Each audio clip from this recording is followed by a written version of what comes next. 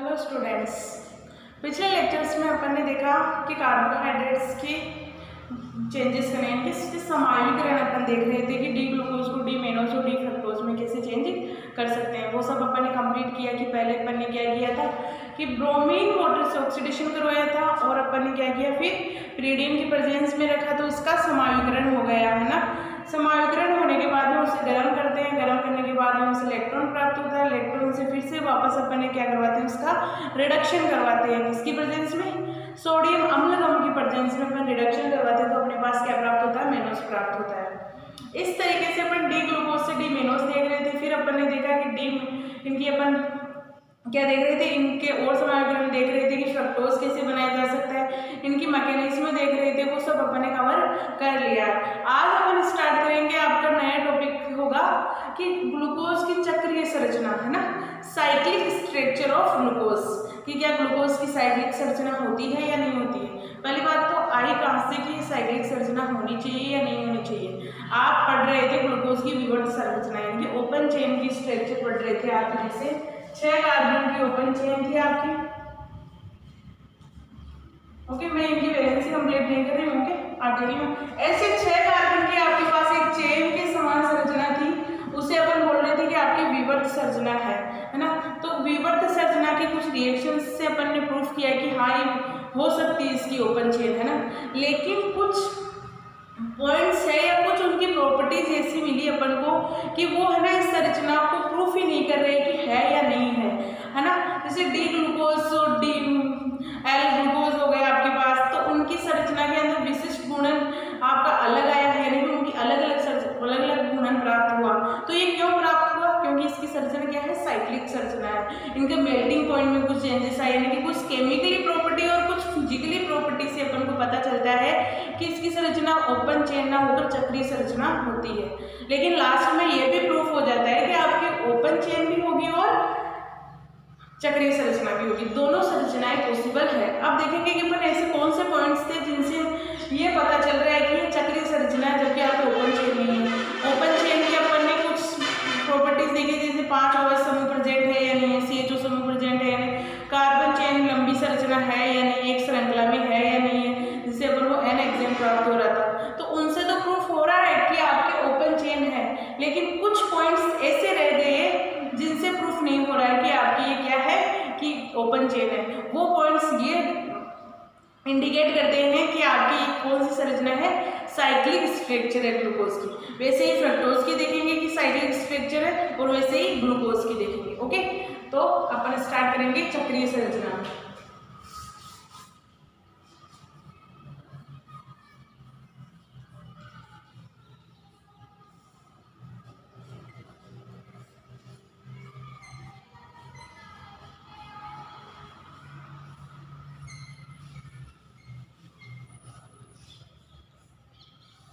Glucose की चक्रीय संरचना कि किस तरीके से ग्लूकोज की चक्रीय संरचना बनती है। ओके, तो अपन पहले तो अपन वो प्रॉपर्टीज देखेंगे जिनसे प्रूफ हो रहा है कि आपकी स्ट्रक्चर किस तरीके से है, चक्रीय संरचना है। फिर बाद में देखेंगे कि क्या ये पॉसिबल है या नहीं है, या इनको कुछ अप्लाई करके देखेंगे, उनकी स्ट्रक्चर बना के देखेंगे। ओके,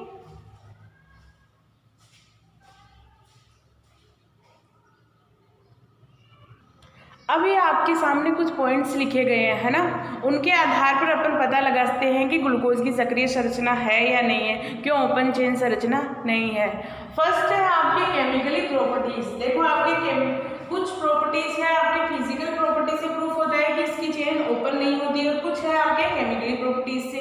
तो केमिकली प्रॉपर्टीज से तो अपन कैसे आइडेंटिफाई कर सकते हैं कि इसकी रिएक्शन हो रही है या नहीं हो रही है, रिएक्शन के थ्रू ही कर सकते हैं। केमिकल प्रॉपर्टी क्या होती है आपके कि किसी रिएक्शन करवा के देखते हैं कि इस रिएक्शन में अगर ऐसा होता तो ऐसा होता, और अगर इसमें ऐसा ग्रुप प्रेजेंट है तो ऐसी रिएक्शन देनी चाहिए, जबकि ये सब इसमें नहीं हो रहा था। तो उससे प्रूफ हो रहा था कि आपकी क्या है, इसकी साइक्लिक स्ट्रक्चर है। ओके, जैसे आपकी केमिकल प्रॉपर्टीज में है आपके, जैसे CHO समूह अगर आपके पास फ्री होता, यानी कि आप मान रहे हैं, अपन मान रहे हैं कि इसकी ओपन चेन है, ओपन चेन के अंदर अपन ग्लूकोज की संरचना क्या करते थे, CHO ऊपर कर रहे थे, फिर आपके आ गया था CHOH और ये आ गया था आपके CH2OH। यही थी आपकी ग्लूकोज की संरचना। अगर ये ग्लूकोज की संरचना है और CHO फ्री है, किसी रिंग में नहीं है, तो ओपन में क्या है, फ्री CHO प्रेजेंट है। तो अगर इसकी रिएक्शन सिर्फ रिएजेंट के साथ करवाते हैं तो क्या होना चाहिए था, पिंक कलर आना चाहिए था, लेकिन ऐसा नहीं हुआ क्योंकि इसकी स्ट्रक्चर कैसी है, फ्री है ही नहीं, CHO फ्री है ही नहीं, रिंग में स्ट्रक्चर है, यानी कि इसकी साइक्लिक स्ट्रक्चर है। अगर साइक्लिक स्ट्रक्चर है तो क्या हो गया, ये सिर्फ रिएजेंट के साथ क्या नहीं होगा, पिंक कलर नहीं देगा। और अगर बात आती है कि अपन पहले पढ़ रहे थे कि हाँ इनसे प्रूफ हो रहा है कि आपकी क्या है, ओपन चेन है, ओपन चेन होती तो क्या सिर्फ रिएजेंट के साथ पिंक कलर नहीं देती है ना। तो सिर्फ रिएजेंट की प्रेजेंट में अगर ओपन चेन ग्लूकोज है, अगर ग्लूकोज मान रहे हैं कि इसकी ओपन संरचना है तो वो सिर्फ रिएजेंट के साथ पिंक कलर देनी चाहिए। लेकिन जब इसकी रिएक्शन करवाई गई ग्लूकोज की प्रेजेंस में, ग्लूकोज को सिर्फ रिएजेंट की प्रेजेंस में रिएक्शन करवाई जाती है तो आपके क्या आता है, पिंक कलर नहीं आता है। ओके, पिंक कलर नहीं आया तो इससे एक बात प्रूफ हो गई कि इसके अंदर संरचना कैसी है, कि इसकी विवर्त श्रृंखला तो नहीं होगी, क्या होगी, साइक्लिक ही होगी। सेकेंड बात आती है कि अगर अपन अमोनिया और NaSO3 के साथ रिएक्शन करवाते हैं तो योगात्मक उत्पाद देना चाहिए, यानी कि अगर आपकी ग्लूकोज की विवर्त संरचना है, विवर्त का मतलब है ओपन चेन संरचना, अगर ग्लूकोज की इस तरीके से संरचना होती तो वो क्या होता, अमोनिया और NaSO3 के साथ क्या होता, योगात्मक उत्पाद देता। बट ऐसा नहीं हुआ, क्यों, क्योंकि आपके क्या है, ग्लूकोज की एक साइक्लिक संरचना है, साइक्लिक संरचना है तो वो योगात्मक उत्पाद कभी नहीं देती। आपकी जो रिंग स्ट्रक्चर होती है, रिंग स्ट्रक्चर से कभी भी अपन एडेक्ट योगात्मक उत्पाद नहीं बना सकते। ओके, यानी कि योगात्मक का मतलब होता है कि सब कुछ ऐड होना आपके पास, रिएजेंट और रिएक्टेंट दोनों क्या होते हैं, ऐड हो जाते हैं, तो ये नहीं हुआ। तो अपन कह सकते हैं कि आपकी क्या है, ग्लूकोज है साइक्लिक संरचना है। सेकंड अब आती है फिजिकल प्रॉपर्टी, कौन कौन सी हुई, देखो आपको जब ग्लूकोज की दो क्रिस्टल रूप प्राप्त हुए, ग्लूकोज की जब फिजिकली प्रॉपर्टी देखी गई तो इसकी क्रिस्टल संरचना दो तरीके से प्राप्त हुई, फिर दोनों को क्या किया, मेल्ट किया। देखो भाई फिजिकल में अपन क्या करते हैं, फिजिकली प्रॉपर्टी देखते हैं, फिजिकल यानी कि उसका मेल्टिंग पॉइंट देख ले, कलर देख ले, उसकी स्टेज देख, अवस्था देख ले, यानी कि फेस, यानी कि सॉलिड है, लिक्विड है या ठोस है। ठोस में भी अपन उसकी क्रिस्टल संरचना देख सकते हैं, जो विजुअल हो यानी कि देख सकते हैं उसकी चेंजेस को, उसे अपन बोलते हैं फिजिकल प्रॉपर्टी। फिजिकल प्रॉपर्टी में क्या हुआ, जब इसके दो क्रिस्टल प्राप्त हुए, यानी कि दो टाइप के क्रिस्टल मिले, यानी कि दो संरचना के क्रिस्टल मिलते हैं अपन को इसमें ग्लूकोज के अंदर, तो फिर अगर उनको अलग अलग करके उस एक को तो अपन ने क्या किया, अल्फा डी ग्लूकोज माना, दूसरे को अपन ने बीटा डी ग्लूकोज माना। जब अल्फा डी ग्लूकोज का मेल्टिंग पॉइंट देखा तो आपके कितना आया, 146 डिग्री सेल्सियस, है ना। तो चेंज है, अगर आपके 146 डिग्री सेल्सियस और फिर अपन ने बीटा का देखा, बीटा डी ग्लूकोज का मेल्टिंग पॉइंट देखा तो 150 डिग्री सेंटीग्रेड आता है, यानी सेल्सियस, ये सेंटीग्रेड। ओके, तो इस तरीके से अपन देखते हैं कि आपकी क्या हो रहा है, कि चेंज हो रहा है। ओके, क्या अगर आपके ओपन चेन होती है, ओपन चेन क्या एक ही संरचना होती है, एक संरचना है, अगर इसी का मेल्टिंग पॉइंट देखते हैं तो क्या होना चाहिए, आपके पास एक ही आना चाहिए, बट ऐसा नहीं हुआ। क्यों नहीं हुआ, क्योंकि आपके क्रिस्टलों की संरचना ही अलग अलग थी। चलो संरचना तो कैसे भी अलग अलग हो सकती है, लेकिन उनका मेल्टिंग पॉइंट अगर सेम आता तो हम मान जाते कि आपके क्या ग्लूकोज क्या है, एक विवर्त संरचना है, बट ऐसा नहीं हुआ, इनका मेल्टिंग पॉइंट भी अलग अलग आया, एक का आया 146, एक का आया 150 डिग्री, है ना। तो इस तरीके से अपन कह सकते हैं कि ग्लूकोज की क्या होती है, रिंग स्ट्रक्चर होती है, साइक्लिक स्ट्रक्चर होती है। तो इन रीजन से पता लग रहा है आपको कि ग्लूकोज की संरचना क्या होती है, चक्रीय संरचना होती है। बट आपके बुक्स में दोनों संरचनाओं के बारे में प्रूफ है, यानी कि 50% प्रूफ तो आपके क्या है, चक्रीय संरचना के, और 50% प्रूफ है आपके ओपन चेन के, है ना। तो अपन दोनों को कह सकते हैं, दोनों ग्लूकोज की संरचनाएं पॉसिबल है। अगर आपके पास एक ग्लूकोज की संरचना आती है, मान लो कि आपके बोला जाता है ग्लूकोज की चक्रीय संरचना को प्रूफ कीजिए, तो प्रूफ करने के लिए आपको क्या करना पड़ेगा, उसकी केमिकल प्रॉपर्टीज़ के बारे में देखना होगा, साथ में फिजिकल प्रॉपर्टीज़, ये जो पॉइंट्स हैं उन्हें आपको लिखना होगा, है ना। और अगर आपको पूछा जाता है कि ग्लूकोज की ओपन चेन, तो ओपन चेन के केस में आपको क्या करना होगा, उनकी रिएक्शंस के थ्रू आपको समझाना होगा कि हाँ ये ओपन चेन है। ओके। तो इस तरीके से अपन आइडेंटिफाई करेंगे दोनों संरचनाओं के अंदर, बट होती दोनों ही है। अब अपन देखेंगे कि आपके जो ओपन चेन स्ट्रक्चर आई है उसी को अपन चक्रीय संरचना में कैसे कन्वर्ट कर सकते हैं। ओके, तो अपन दोनों संरचनाएं देखेंगे, अल्फा डी ग्लूकोज और बीटा डी ग्लूकोज की दोनों की संरचनाएं देखेंगे, वो भी किससे, विवर्त संरचना से ही दोनों को कन्वर्ट करना सीखेंगे। ओके, अब आपको जो ये बोर्ड पे दिखाई दे रहा है कि ग्लूकोज की तीनों संरचनाएं किस तरीके से पॉसिबल है और किस तरीके से एक दूसरे में कन्वर्ट हो रही है, वो देखते हैं। देखो आपके ग्लूकोज है, ये है ओपन चेन, ओपन चेन के अंदर ये आपके एक तरीके से ओपन चेन है। अगर अपन इसकी चक्रीय संरचना बनाते हैं तो किस तरीके से बनाएंगे कि इसमें से क्या करें, यहाँ से ऑक्सीजन पे ये पाई बॉन्ड क्या करें अपनी तरफ ले लें, और जो अपने पास 5वें नंबर के कार्बन और समूह वो क्या है, ऑक्सीजन यहाँ क्या लोन पेयर है, वो लोन पेयर अटैक क्या कर दे, कार्बन पर अटैक कर दे, क्योंकि अगर ये बॉन्ड यहाँ मूव होगा तो इसमें क्या आएगा, प्लस चार्ज आएगा। तो प्लस चार्ज क्या चाहता है कि उसके पास लोन पेयर है, लोन पेयर कहाँ से आएंगे, 5वें नंबर के। अब आप लोगों में दूसरे नंबर या चौथे नंबर, तीसरे नंबर, दूसरे नंबर कार्बन से क्यों नहीं गया हुआ, क्यों, क्योंकि आपके जब जब रिंग बनती है वो स्टेबल होना चाहिए। आपके देखो 3 मेंबर रिंग है वो क्या होती है, अनस्टेबल होती है। क्यों, क्योंकि स्टेरिक हिंडरेंस आ जाता है उसमें, यानी कि त्रिवियम बाधाएं आ जाती है, तो ये स्टेबल नहीं होगी। 4 मेंबर की रिंग आपकी क्या होगी, स्टेबल नहीं होगी, जबकि आपके 5वें नंबर के कार्बन की रिंग क्या होती है, स्टेबल होती है। देखो आपके ऑर्डर क्या होता है इसका, जब जब आपके कोई रिंग फॉर्मेशन का आता है तो रिंग फॉर्मेशन किस तरीके से होती है, स्टेबल तो आप मानते हो कि 6 नंबर वाले कार्बन की संख्या ज़्यादा स्टेबल होती है, यानी 6 मेंबर रिंग स्टेबल होती है।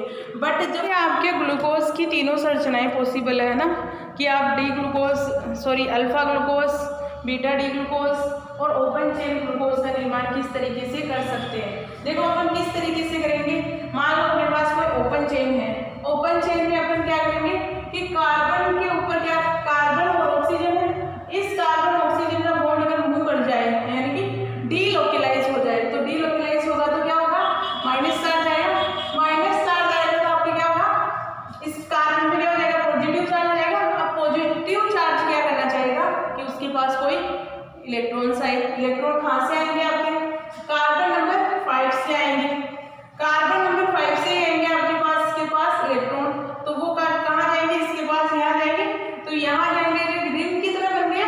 तो रिंग के अंदर आपके क्या हो गया, कितने मेंबर की रिंग हो गई, 1, यहाँ से ऑक्सीजन से गिनते 1 2 3 4 5 6 मेंबर रिंग बन गई आपकी, है ना। तो अब आप बोलोगे कि मैम 5 मेंबर रिंग क्यों नहीं बनी, क्योंकि वो भी तो स्टेबल है ना आपकी। देखो रिंग स्टेबल अपन देखते आ रहे हैं यहाँ से कि 6 मेंबर रिंग भी स्टेबल है, 5 मेंबर भी रिंग स्टेबल है, ये दोनों रिंग, ये दोनों ही स्टेबल होती है। ओके, तो ये दोनों स्टेबल होती है, तो क्या इस 5 मेंबर रिंग का निर्माण नहीं हो, अभी अपन बाद में देखेंगे, ये जब अपन रिंग का निर्धारण करेंगे तब अपन सेटिस्फेक्शन करेंगे कि हाँ कि कितने मेंबर की रिंग बन रही है। ओके, लेकिन अभी तो अपन क्या कर रहे हैं, केवल 6 मेंबर की रिंग बना रहे हैं। 6 मेंबर की रिंग ये पॉसिबल है, जिसे बोलते हैं बीटा डी ग्लूकोज। ओके, क्योंकि ये तो अपने पास क्या है कि प्रूफ के साथ बताया गया है कि पहले ही अपने पास की प्रूफ पता चल जाएगी कि कितने मेंबर की रिंग होती है आपकी। ओके, तो अपने पास अपन ने क्या किया, इसका यहाँ से क्या किया, पॉजिटिव चार्ज, जो ऑक्सीजन में लोन पेयर था वो किसके पास जाएगा, इसके पास। अगर ये इससे यही बॉन्ड बना लेगा तो इसमें क्या होगा, पॉजिटिव चार्ज आएगा।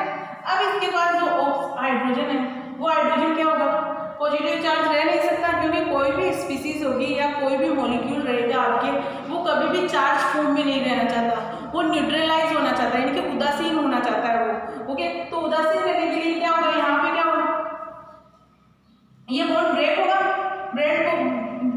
बॉन्ड ब्रेक होगा तो क्या हो जाएगा, H+ निकलेगा, H+ जो निकलेगा वो कहाँ जाएगा, ऑक्सीजन पे है, इलेक्ट्रॉन्स की ज्यादा, ऑक्सीजन में माइनस चार्ज है। देखो माइनस चार्ज भी और लोन पेयर भी है, तो इलेक्ट्रॉन्स की क्या अधिकता है, अधिकता है, तो और हाइड्रोजन के पास क्या है, इलेक्ट्रॉन्स की कमी है, तो वो कहाँ जाएगा, ऑक्सीजन पे जाएगा। तो इस तरीके से अपने पास संरचना बनेगी बीटा डी ग्लूकोज। अब बात आती है कि इसके अंदर केवल अल्फा डी ग्लूकोज और बीटा डी ग्लूकोज की संरचनाएं लगभग सेम है, लेकिन कार्बन नंबर फर्स्ट पे क्या हो रहा है, जो आपका एक तरीके से नया कार्बन ही बना है, क्योंकि पहले क्या था, इसके पास CHO था, CHO कार्बन से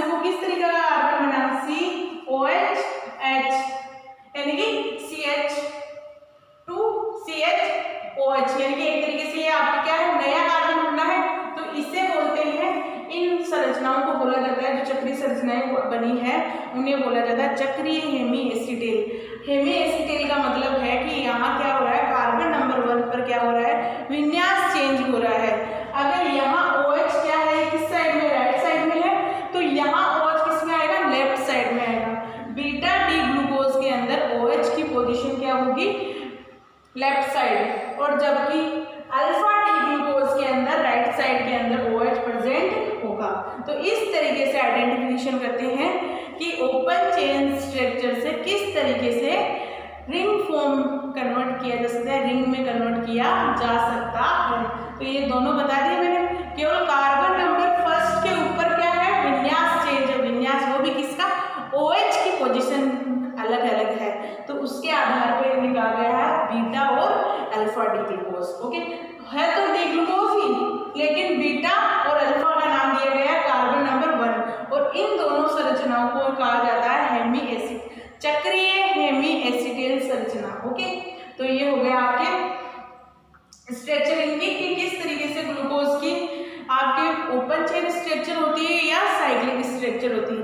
अब देखेंगे अपन रिंग निर्धारण, किस तरीके से अपन रिंग को निर्धारण करें, क्या 5 मेंबर स्टेबल होगी, क्या 6 मेंबर स्टेबल होगी, दोनों अपन यहाँ देखेंगे।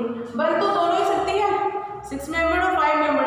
अब आप बोलोगे कि यहाँ से तो अपन 3 मेंबर रिंग, 1 2 3 4 5 5 मेंबर रिंग यहाँ से बन सकती है, 1 2 3 4 4 मेंबर रिंग यहाँ से बन सकती है, और 3 मेंबर रिंग यहाँ से। अगर ये ऑक्सीजन लोन पेयर दे देता तो ये क्या होती है, 3 मेंबर रिंग हो जाती है। अगर ये दे देता तो क्या हो जाती है, 4 मेंबर रिंग। बट ऐसा नहीं होता है, क्यों नहीं होता, आपको सबको पता है। जब जब आपने रिंग्स कभी भी साइक्लिक कंपाउंड्स के बारे में पढ़ा होगा आपने, तब देखा होगा कि आपके पास 3 मेंबर रिंग क्या होती है, अनस्टेबल होती है, वो स्टेबल नहीं रहती है। क्यों नहीं रहती, क्योंकि स्टेरिक हिंड्रेंस आ जाता है। और एक तरीके से अपन कह सकते हैं कि इसमें क्या है, थीटा बहुत कम है, उसका बॉन्ड एंगल कम है। थीटा का मतलब है बॉन्ड एंगल। जब जब किसी भी कंपाउंड के अंदर बॉन्ड एंगल कम होता है, बहुत कम, तो कंपाउंड स्टेबल ही नहीं रहता, वो अनस्टेबल हो जाता है। और जैसे 4 मेंबर रिंग वो भी अनस्टेबल हो गई। एक कारण तो हो गया कि आपका एंगल कम है, दूसरा कारण हो गया कि इनमें क्या स्टेरिक हिंड्रेंस आ जाएगी, त्रिवियम बांधा आ जाएगी। त्रिवियम बांधा क्यों आएगी, क्योंकि बड़े बड़े बल्कि ग्रुप जुड़े हुए हैं, मोटे मोटे ग्रुप जुड़े हुए हैं, तो बल्कि हो गए। जब जब बड़े समूह जुड़ते हैं किसी भी, वो स्टेबल नहीं रह पाती है, यानी कि ये छोटे। अगर आपके पास एक के बैठने की सीट है, तो क्या इस पे 4 बैठ सकते हैं, नहीं बैठ सकते ना, केवल एक आराम से बैठ सकता है। तो हर एक स्पीसीज चाहेगी कि हम आराम से रहें, कोई भी नहीं चाहेगी कि हम ऐसे सिकुड़ के बैठे, है ना।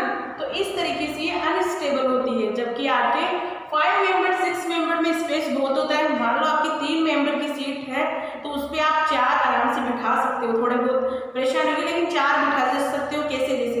लेकिन अगर अपन 2 ही बैठ जाए उस पर, 2 बैठे, तो दोनों तो आराम से बैठेंगे ना, तो उसमें कोई प्रॉब्लम नहीं। इसी तरीके से इनमें रिंग में होता है कि किस तरीके से रिंग में अटैच हो सकते हैं, या किस तरीके से वो रिंग स्टेबल हो सकती है।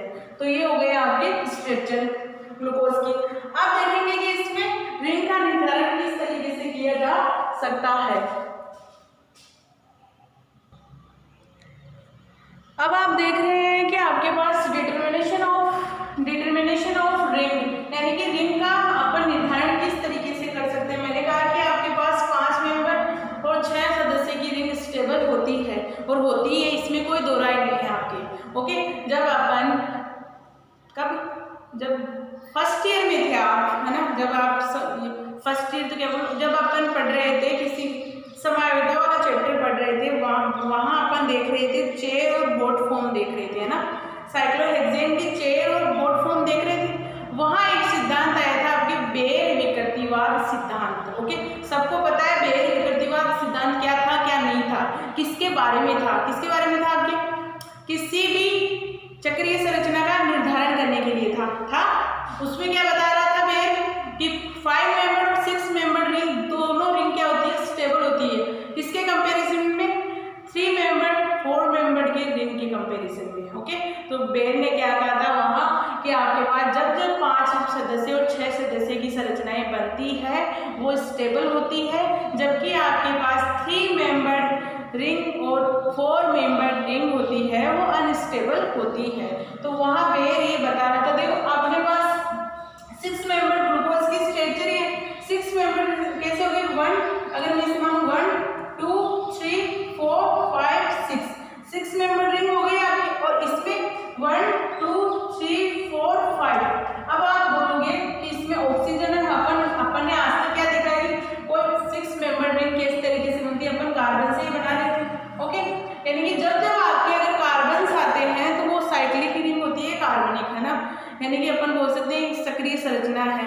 लेकिन अगर आपके पास कोई हेटेरो एटम आ जाए रिंग के अंदर, है ना, आप देख रहे थे, मान लो पिरिडिन देख रहे थे, ओके, इस तरीके से पिरिडिन देख रहे थे आप। ओके, पिरिडिन में क्या था आपके पास, 5 तो कार्बन थे, 1 2 3 4 5 तो कार्बन थे, बट आपके पास एक नाइट्रोजन था। तो इस कंडीशन में इसे बोल रहे थे अपन विषम चक्रीय संरचना। विषम चक्रीय संरचना का मतलब विषम यानी हेटेरो एटम होगा। अगर कार्बन के अलावा कोई दूसरा एटम आ जाता है, कोई सा भी हो, सल्फर हो, ऑक्सीजन हो, नाइट्रोजन हो, कोई सा भी अगर एटम आ जाए तो उसे हेटेरो एटम कहते हैं, कार्बन के अलावा। तो कार्बन के अलावा अगर अपने पास हाइड्रो ऑक्सीजन आ रहा है तो ये क्या हो गया, हेटेरो एटम हो गया।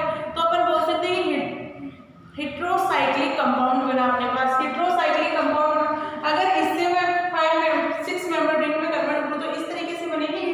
ओके, इस तरीके से कन्वर्ट हो रही है, मान लो ये, और ये रिंग इसमें फ्यूरेन में कन्वर्ट हो रही है, फ्यूरेन में। तो अगर मैं इसे कन्वर्ट कर देती हूँ,